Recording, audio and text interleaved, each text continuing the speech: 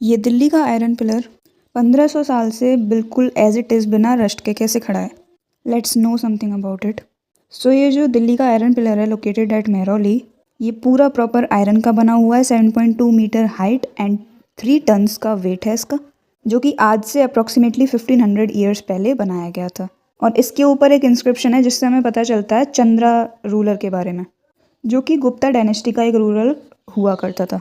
अब पहले के टाइम के जो क्राफ्ट पर्सन थे उनकी स्किल्स हमें क्लियरली दिखती हैं as we see the stupa. Stupa मतलब एक माउंड होता है। Generally round and tall stupas होते हैं and big and small as well. इनमें एक कॉमन फीचर होता है, जनरली एक छोटा सा बॉक्स होता है सेंटर पे प्लेस्ड होता है हमारे स्तूपा या हार्ट ऑफ दी स्तूपा पे, जिसमें ऐसा माना जाता है कि उस बुद्धा के और उनके फॉलोअर्स के bodily remains are present in that box. इस बॉक्स को रेलिक कैस्केट बोला जाता है। फिर इस बॉक्स को अर्थ से कवर कर दिया जाता है, उसके बाद मड ब्रिक्स की लेयर और फिर उसके ऊपर डोम।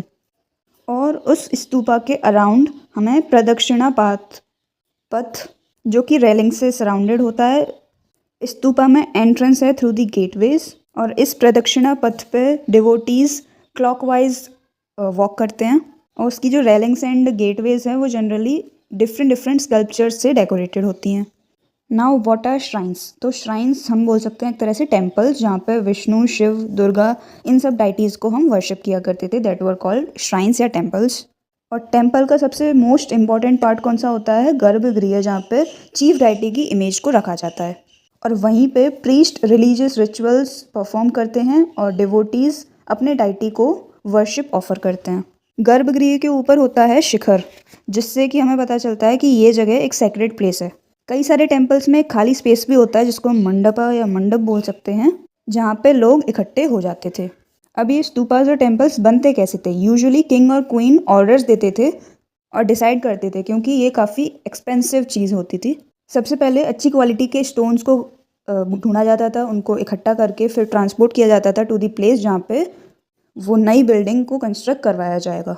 फिर यहाँ पे वो जो रफ ब्लॉक्स ऑफ स्टोन थे उनको एक परफेक्ट शेप में कार्व करके पिलर्स बना के फ्लोर, वॉल, सीलिंग, ये सारी चीज़ें उन्हीं स्टोन से कंस्ट्रक्ट की जाती थी। And then these had to be placed in precisely the right position.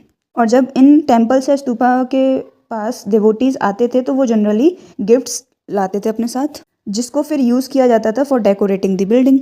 अब कौन कौन से लोग डेकोरेशन के लिए पे किया करते थे? देवर merchants, farmers, garden makers, perfumers, smith, कई सारे मेन एंड वुमेन हो